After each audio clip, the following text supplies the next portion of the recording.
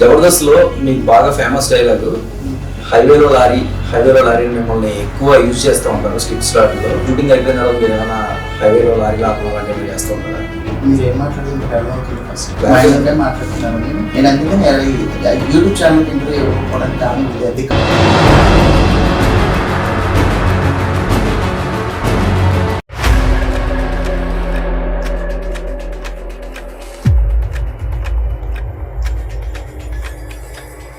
Hi hello నమస్తే, welcome to జైత్ర TV. ఈరోజు మనతో ఒక సెలబ్రిటీ ఉన్నారు. రోళ్ళని తన అందాలతో ఉర్రూతలూగించిన జబర్దస్త్ హరిత. సో తను హరితనా హరియా అసలు ఏంటో ఆ విషయం తెలుసుకుందాం. సో ఆమెతో మాట్లాడదాం. హరిత, హాయ్. జబర్దస్త్ హరిత గారు నమస్తే. హాయ్ అండి. నమస్తే. బాగున్నారా? యా ఫైన్ అండి. మీరు ఎలా ఉన్నారు? చాలా బాగున్నాను. చాలా రోజులైన చూసి మిమ్మల్ని. అవునండి, కొంచెం ఈవెంట్స్ షూట్స్ బిజీగా ఉన్నారు. చాలా. ఇంత అందం ఎక్కడి నుంచి వచ్చింది మీకు? మీరు జోకులు బాగా వేస్తున్నారండి. మీరు కూడా రావచ్చు కదా. నిజంగా మిమ్మల్ని చూసి ఫస్ట్లో వచ్చిన కొత్తలో మేమందరం కూడా, అంటే ఇప్పటికీ స్టిల్ మా ఫ్రెండ్స్ అందరం తన అమ్మాయి అని, నేను కాదురా అబ్బాయి అని చాలా మంది. అసలు ఏంటి మాకు ఈ డౌట్, మీరు అమ్మాయి అబ్బాయి? ఈ అందమంతా నాకు మేకప్ వల్ల వచ్చిందండి. అంతేనంటారా? అంతే. నిజంగా యాజ్ ఇట్ ఈజ్. ఇంకా మేమైతే ఫిదా మీ అందానికి. మేకప్ వల్ల వచ్చిందండి. మేకప్ తీస్తే నేను కూడా మీలోనే ఉంటా. అవునా? కానీ నిజంగా చాలా ఒక ఫెమిలీ చాలా బాగా అనిపిస్తారు మీరు. అంటే మనం బయటకు వెళ్తున్నామంటే, అంటే ఇప్పుడు టెలివిజన్ షోలో ఉన్నాం. సో ఒక లేడీ గెటప్ అంటే పక్క పర్ఫెక్ట్ గా ఉండాలి. కొంచెం తేడాగా అనిపించినా కానీ తేడాగానే అనిపిస్తుంది. అంటే ప్రొఫెషనల్ గా మేకప్ వేసుకునేది వేరు, లేడీ గెటప్ నార్మల్ గా క్యారెక్టర్ కోసం చేసేది వేరు. ఇప్పుడు టీమ్ లీడర్లు కూడా శారీస్ కట్టారు. వాళ్ళు ఏంటంటే ఆ క్యారెక్టర్ కోసం అలా రెడీ అవుతారు. కాకపోతే మేమేంటంటే, నేను 2014లో వచ్చాను. అప్పటి నుంచి ఇప్పటి వరకు నాది లేడీ గెటప్పే. జనాల్లో కూడా హరిత అంటే ఒక ఫీమేల్ అన్నట్టు ఉంది మైండ్లో. సో దాన్ని అటు ఇటు ఏమాత్రం చేయకూడదు అనమాట. ఫీమేల్ అంటే ఫీమేల్ అన్నట్టు. అందుకని ఇంత పర్ఫెక్ట్నెస్. ఓకే. సో మరి ఇలా ఉన్నప్పుడు మీకు ఎప్పుడైనా బయటికి వెళ్ళినప్పుడు మీ లైఫ్లో ఏమైనా సాడ్ మూమెంట్స్ కానీ, బాగా హెరాస్ చేయడం కానీ ఇటువంటి ఏమైనా కనపడినాయి? లేదండి, ఇప్పటి వరకు అయితే లేదు. ఇప్పటి వరకు అసలు లేదు. ఎక్కడికి వెళ్ళినా కానీ నేను మేనేజ్ చేయగలను. అలాంటి మూమెంట్స్ అయితే ఏం రాలేదు. ఫ్యాన్స్ అందరూ ఫొటోస్ దిగడానికి గట్టిగా వస్తుంటారు కదా? బాగా వస్తారండి, బాగా వస్తారు. డ్రెస్సులు చింపేస్తారు. ఒకసారి కాలేజ్ ఈవెంట్కి పోతే ఫోటోలు తీయడానికి వచ్చి ఆడపిల్లలే, అబ్బాయిలు కూడా కాదు, ఆడపిల్లలు వచ్చి నా గాగ్రా మొత్తం దొరికేస్తారు. డిజైనర్ వేరు గాగ్రా అలా అయిపోయింది. ఎలా ఉంటుంది మీకు షూటింగ్ టైంలో? జబర్దస్త్ షూట్లో కానీ, లేదంటే వేరే ఇతర షూటింగ్స్లో కానీ ఫీల్?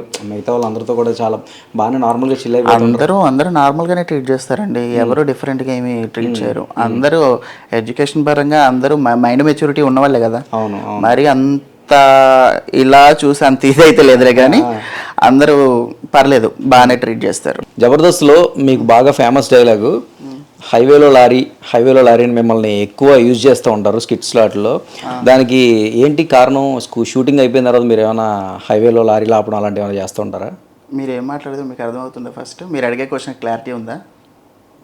మైండ్ నుండే మాట్లాడుతున్నారా మీరు? అంటే షూటింగ్లో చేస్తే బయట కూడా చేస్తారన్న ఇది ఉందేంటి మీకు? నా తెలియకడతా.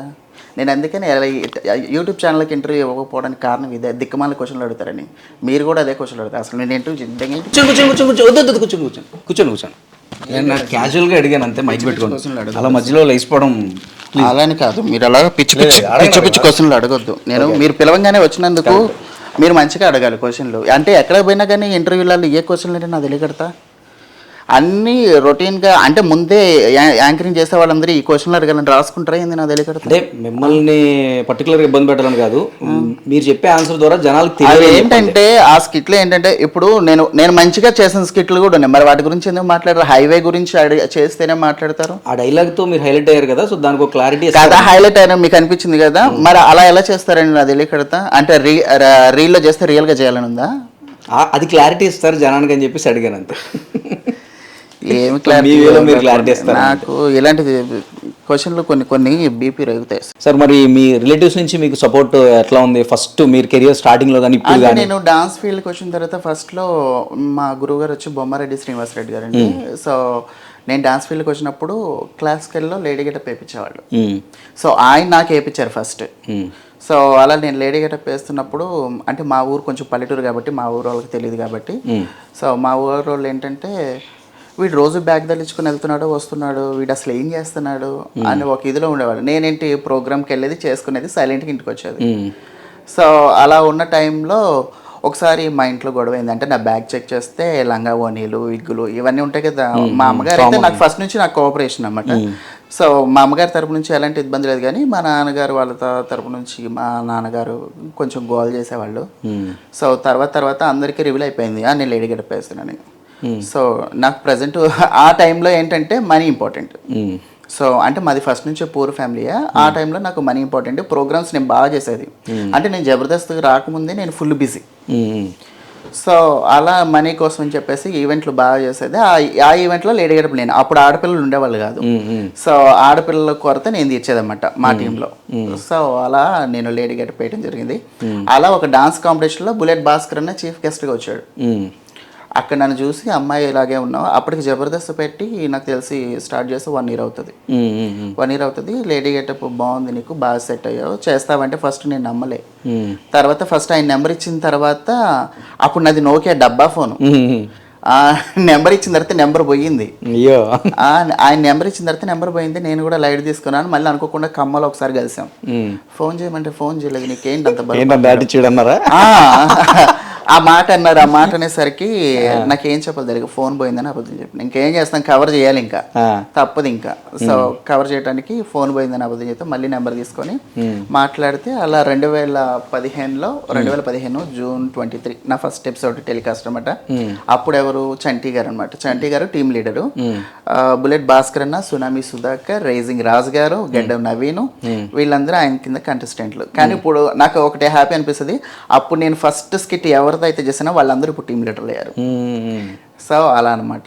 చెరగని చిరునవ్వుకు చిరునామా, ప్రజాసేవకు ఓ వీలునామా మా సీనన్నను గెలిపించుకుందాం. రాష్ట్ర ప్రభుత్వ భీమవరం ఎమ్మెల్యే గ్రంథి శ్రీనివాస్.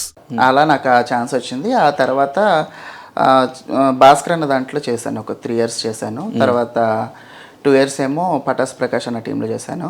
ఇక ఆ తర్వాత వెంకీ మంకి టీంకి వచ్చాను. నాకు ఫస్ట్ అవకాశం ఇచ్చింది భాస్కర్ అన్న, చంటి అన్న అయితే నాకు పేరు ఇచ్చింది మాత్రం వెంకీ అన్న. అలా అనమాట. ఇప్పటికీ నేను వెంకీ అన్న టీంలోనే చేస్తున్నాను.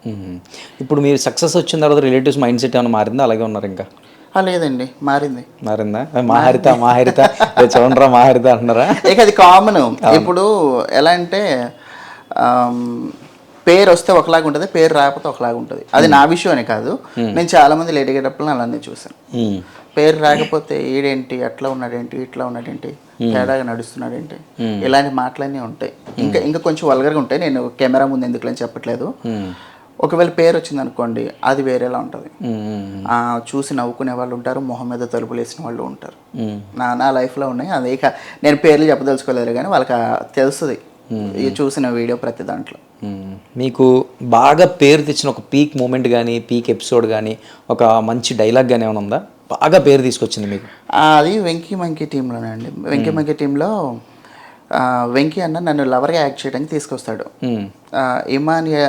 సాయి లెక్కేమో ఇమానియల్ని తెచ్చుకుంటుంది. సో ఆ స్కిట్లో ఏంటంటే నాకు 10,000 అని చెప్తాడు. అయితే 10,000 అని చెప్పిన తర్వాత వాళ్ళ డాడీకి పరిచయం చేస్తుంటే, అమ్మాయి లక్షణంగా ఉందంటే, అదేంటి నాతో 10,000 అన్న లక్ష అంటాడేంటి ఆ డైలాగ్ చాలా ఫేమస్ అనమాట. తర్వాత నా మీద పడిన పంచులు కూడా కొన్ని, ఈ హైవే లారీ అని కానీ, హరిత అని కానీ, అట్లా. మీకు బాగా ఇష్టమైన టీమ్ లీడర్ ఎవరు? మీరు ఇలా ఇబ్బంది పెట్టి క్వశ్చన్లు అడగకూడదు. మ్యాక్సిమం మా టీం లీడర్లేనండి. వెంకీ మంకీ, తాగుబోతు రమేష్, వీళ్ళిద్దరు నాకు బాగా ఇష్టం. ఎందుకంటే ఆ టీంలో నాది ఎలా ఉంటుందంటే, ఒక ఇంటి ఆడపడుచులాగా. ఎవరినన్నా తప్పు చేస్తే ఊరుకోరు, అసలు మ్యాక్సిమం తప్పు చేయరు, చేసిన ఊరుకోరు. నన్ను అలా ఉంటుంది, నన్ను చాలా పాజిటివ్గా తీసుకుంటారు వాళ్ళిద్దరు అదనమాట. ఇప్పుడు మీ జడ్జెస్, మన జబర్దస్త్ జడ్జెస్తో చూసుకున్నట్టయితే ఇదివరకు నాగబాబు గారు, రోజా గారు ఉండేవారు.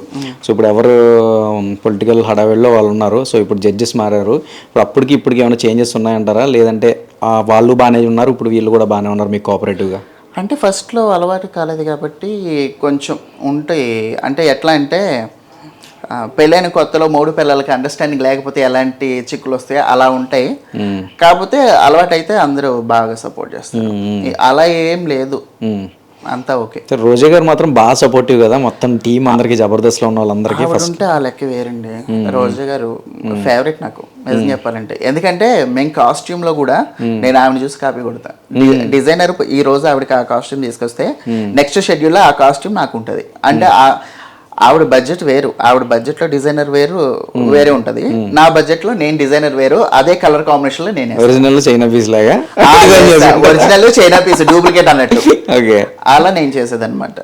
అన్ని కాపీ మేడం చూసి అలా. ఇప్పుడున్న జడ్జెస్ తో కూడా మీ కోఆపరేషన్ అంతా బాగానే ఉంటుందా? ఇప్పుడు ప్రజెంట్ కృష్ణ భగవాన్ గారు, ఇంద్రజ గారిని శ్రీదేవి డ్రామాగంలో అందరూ అమ్మ అమ్మ అని చెప్పేసి అంటారు, మీరు అలానే పిలుస్తారా? లేదండి, మేము ఇంద్రజ గారు మాక్సిమం అక్కడ అందులో అందరూ అమ్మ అమ్మ మాట్లాడుకుంటారు కానీ మాకు అంత ర్యాపో లేదు. మేము మాట్లాడుకుంటాం, వెళ్ళంగానే ఫస్ట్ పలకరిస్తాము, నమస్తే అమ్మ, నమస్తే అమ్మనా, నమస్తే మేడం అంటాం. నమస్తే మేడం బాగున్నారా, టిఫిన్ చేస్తారా, ఇవి అడిగేసి ఇక స్కిట్ ఎక్కేస్తాం అంతే. పలకరించేసి ఎక్కేస్తాం అంతే. మరీ అమ్మ అని అంత చనువు అయితే లేదు. మల్లిమాలతో మీకు ర్యాపో ఎలా ఉంటుంది? మల్లిమాల ప్రొడక్షన్ తోటి అక్కడంతా కంఫర్ట్ ఉంటుందండి. కంఫర్ట్ మెయిన్ ఉంటుంది. ఎలాంటి లోట్లు ఉండవు, చాలా బాగా చూసుకుంటారు. ఆ ప్రతి ఒక్క ఆర్టిస్ట్ కి చాలా కంఫర్ట్ ఉంటుంది. కంఫర్ట్ జోన్ అది. ఒక 1 year బ్యాక్ ఎప్పుడో కొన్ని ఫుడ్ గురించి చాలా ఇదైంది, రచ్చ అయింది. సో అదంతా బాగానే ఉంటుందా? నిజం అది? లేదండి, ఫుడ్ చాలా బాగుంటుంది. ఒకసారి మాకు ఎక్కడి దాకా షూటింగ్ అప్పుడే కాదు, మాకు స్కిట్ ప్రాక్టీస్ అప్పుడు కూడా ఫుడ్ పెడతారు. ఒకసారి మీరు రండి, నేను తీసుకెళ్తా. చాలా బాగుంటుంది ఫుడ్. సో మీరు ఓన్లీ మరి టీవీ షోస్కి పరిమితం, మూవీస్కి ఏమైనా ట్రై చేస్తున్నారా? మూవీస్ చేశాను కానండి, చిన్న చిన్న మూవీస్. అవి చాలా వరకు ల్యాబ్ల దగ్గరే అయిపోయిన మూవీస్ అవి.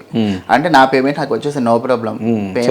గుర్తింపు రాలేదు, గుర్తింపు రాలేదు నాకు. దీనిలో వచ్చినంత పేరు అందుట్లో రాలేదు. అది హీరోయిన్ గా ట్రై చేస్తారా? జోకులు బాగా చేస్తారు మీరు. జబర్దస్త్ కి హీరోయిన్ మెటీరియల్ మీరు?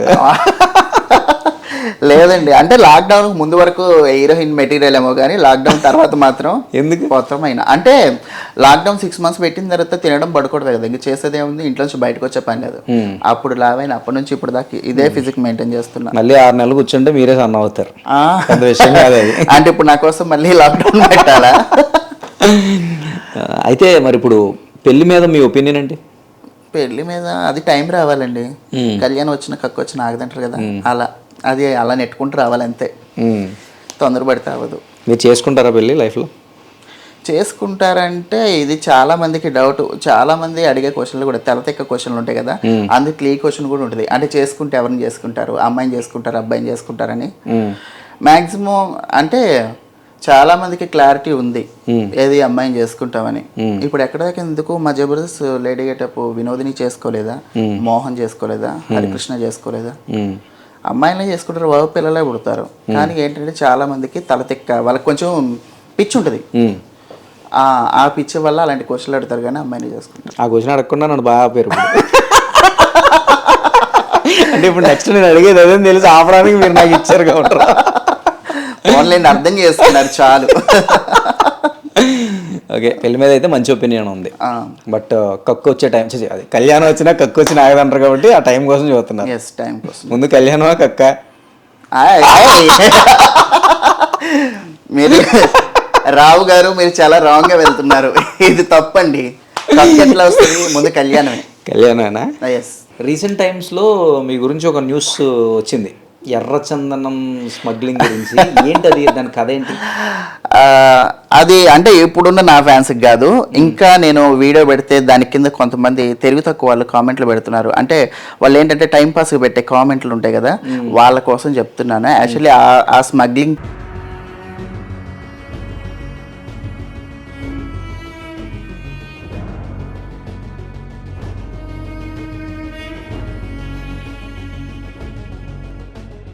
more updates, please do subscribe Jaitra TV.